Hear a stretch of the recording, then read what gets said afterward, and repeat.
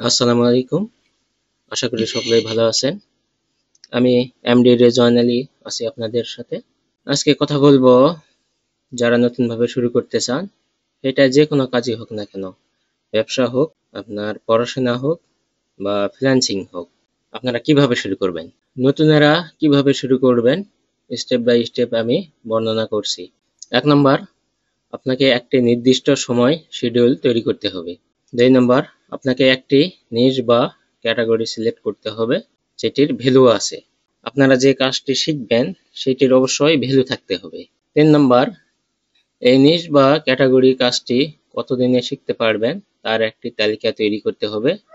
হতে পারে সেটি 2 মাস বা 3 মাস। তো এটা আপনার উপর ডিপেন্ড করবে আপনি প্রতিদিন কতটুকু শিখতে পারবেন।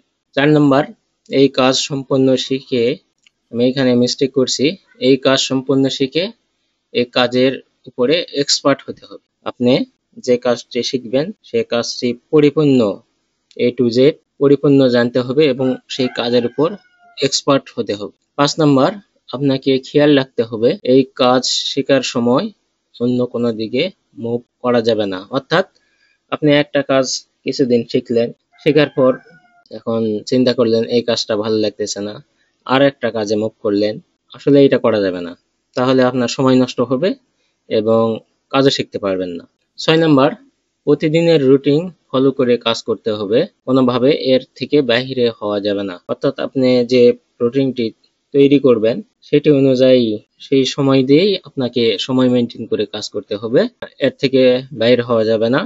আপনি মনে করবেন আজকে না কাল থেকে শুরু করব, কালকে আবার বলবেন আজকে না পরশু থেকে শুরু করব, এইটি করা যাবে না, তাহলে আপনি আপনার লক্ষ্য থেকে বাইর হয়ে যাবে। 7 নাম্বার, তোমার প্রতিদিনের কাজগুলোকে ছোট ছোট ভাগ করে শিখতে হবে যাতে কাজ শেখার প্রতি অনীহা না আসে। অর্থাৎ আপনি কতটুকু কাজ শিখলে আপনার শেখার প্রতি আগ্রহ থাকবে, অনীহা আসবে না, এটা আপনাকেই সিলেক্ট করতে হবে এবং যতটুকু আপনি পারবেন ততটুকু প্রতিদিন কাজ শিখবেন। তো আমার বাংলা লেখাগুলোর মধ্যে যদি কোনো ভুল ত্রুটি থাকে তাহলে সেটি ক্ষমা দৃষ্টিতে দেখবেন।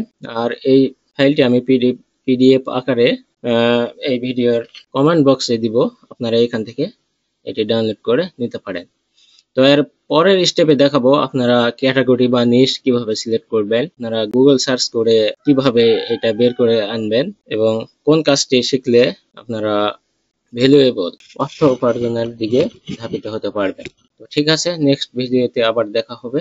আসসালামু আলাইকুম রহমতুল্লাহ।